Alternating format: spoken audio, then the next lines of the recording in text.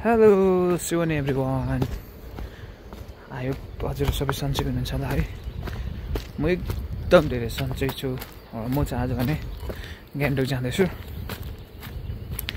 मेरो अलिकति अफिसियली काम भएको कारणले गर्दाखेरि होइन, अन्त खुट्टा ठोकेको आज चाहिँ ज्यादा सुती पठाएछ। ज्यादा सुती पठाउँदाखेरि चाहिँ गाडीले छोडेछ होइन, गाडी अघि जोरसाङ पुगेछ। म चाहिँ यहाँ गाउँमै छु अझै पनि। यहाँबाट जोरसाङ गएर अर्कै भाडा गाडी हुन त अब अघि पनि भाडा गाडी जान्थेँ जान त, तर अघि चाहिँ डाइरेक्ट थियो नि त, गान्तोक छिटो पुऱ्याउँथ्यो 10 साढे 10 त्यो पुऱ्याएको थियो। आज चाहिँ त्यस्तै भएछ क्या, बिजुक भाउ गाडी पनि नभएर नि ज्यादा सुती पठाएर नि अन्त भाडा गाडीमा जानुपर्छ। जाँदै गरेको साथी हो, हाम्रो गाउँमा गाडी आउनु थालेको छ। हाम्रो गाउँको रोड यहाँ पनि हाम्रो नवीन दाजु गाडी आएको छ। यहाँ कम देख्न सक्नुहुन्छ।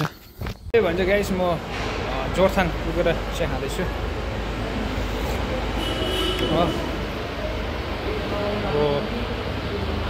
गाडी पछाडि चाहिँ हाम्रो गाडी चाहिँ ऊ देख्दै गरेको। कति माया लाग्दो डग हेर्नु न, म यहाँ माया लाग्दै सुतिरहेको रहेछ।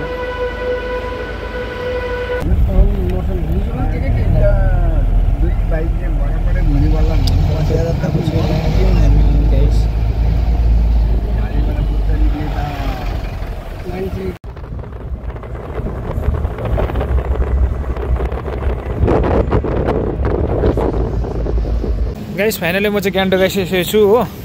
अन्त टाउको दुखेर बिजोग भयो, पछाडि बसेर आएको। अन्त यहाँ सबै गान्तोक त्यही धेरै बिजोग भएर चाहिँ म चाहिँ जाँदैछु भर्खर। अब अफिस जाने बेला भयो, अब जानुपर्छ गाइज। कति डिसिप्लिनले हिँडेको गाडी हेर्नु न गाइज, मजाले सुत्यो त्यो लाइन नै है। यहाँ माथिको पनि चलिरहेको छ।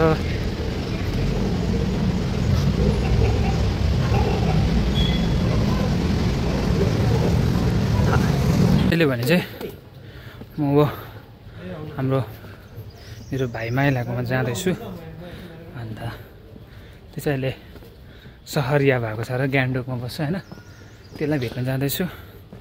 अनि अहिले चाहिँ म तपाईँको स्याक्रेटमा आइपुगिसकेको छु हो होइन। उकालो जाँदैछु म चाहिँ हो। बाटो चाहिँ एकदम दामी छ, सबैले साथ छोड्यो तर ब्रेकले ठ्याक्कै साथ छोडेन। इच एन्ड एभ्री भिडियोमा तपाईँहरू देखिराखेको छ होइन, प्रायः जस्तो कता भिडियोहरूमा। साथी अहिले चाहिँ म माथि स्याक्रेट अफिस आइसकेको छु हो। अन्त हाम्रो भाइ चाहिँ माथि कहाँ छ अरे हेर्दै खोज्दै जाँदैछु। अब कहाँ छ मलाई पनि थाहा चाहिँ छैन, जाँदैछु।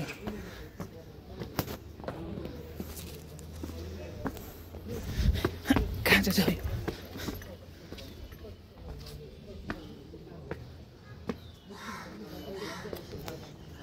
थोतेर चाहिँ अहिले प्लिजले चुर बनाएर हामी चाहिँ यहाँ म चाहिँ आइपुगिरहेको छु भर्खर। थोते welcome to the good night. हाम्रो आर्मी कार्ड आइपुगेको छ, ब्ल्याक क्याक कमान्डो। यत्रो गान्तोक बसेको ओ, यसलाई त हिलेरी फाल्को भन्छ त थोते गाइज। अहिले भन्छ हामी दाजु भेट भयो भर्खर। तिमी त कहाँ बस्छस्, कहाँबाट जान्छस्? जुन हिँड्ने रहेछ मलाई चाहिँ थाहा थिएन होइन। हुन चाहिँ यिनीहरू चाहिँ हिलेरी पार्क बस्दो रहेछ नि त। 20 मिनट मात्रै छ, म त ड्युटी आउनु पर्ने। कसको लागि आएको?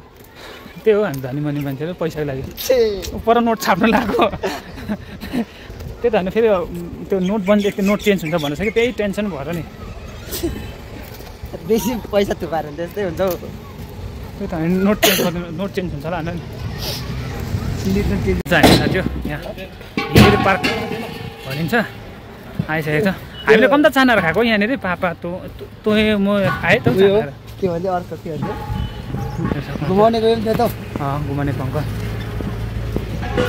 अहिले चाहिँ पुरा ओह्रालो के भन्छ रहेछ त्यो है, के भन्छ अरे ओइ के भन्छ अरे अर्काको रुमभित्र बसेर के भन्दैछ अरे तैँले?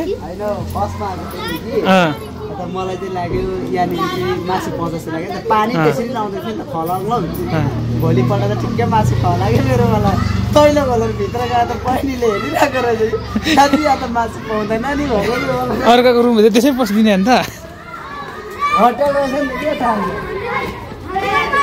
म फाइनली हाम्रो भाइहरूलाई भेटेर फर्केर जाँदैछु हो अन्त अहिले म चाहिँ तपाईँको यता हिलेरी पार्क छेउबाट ओह्रालो गर्दैछु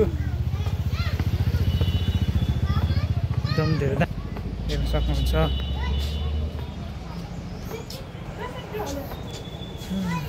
गाइस आज म ओह्रालो झर्दैछु केएमजीमा अनि मलाई एउटा कुरा देखेँ अचम्म लाग्यो त्यो कुरा चाहिँ के हो भन्छ यो होटलकोमा चाहिँ त्यो मजाले हेर्नु न मजाले मार्बल जोडेको रहेछ क्या मार्बल मिन्स यो ढुङ्गा जोडेको रहेछ कि अचम्म लाग्यो कि ढुङ्गा चाहिँ अब कसरी जोड्यो होला भन्ने कुरा चाहिँ मलाई लागेको नि त अब त्यस्तो उयो त होइन मिन्स अब त्यस्तो अब अग्लो ठाउँहरूमा होइन अचम्म तरिकाले कि यो ढुङ्गा चाहिँ कसरी लाग्यो भन्ने कुरा चाहिँ एकदम म खटपट भयो क्या जान्ने इच्छा भयो कुन चाहिँ आर्किटेक्चर्सहरू त्यसो सोध साथी अहिले चाहिँ गलेर बिजोग भएर बसिरहेको छु कि एमजी मार्कमा बेसी बस्नु टेन्सन लाग्छ म त यहाँ त धेरै क्वेसन सोध्नेहरू आइपुहाल्छ कि कताबाट भ्लग गर्दै गर्दाखेरि फेरि क्वेसन सोध्दा हाउडै हुन्छ नि फेरि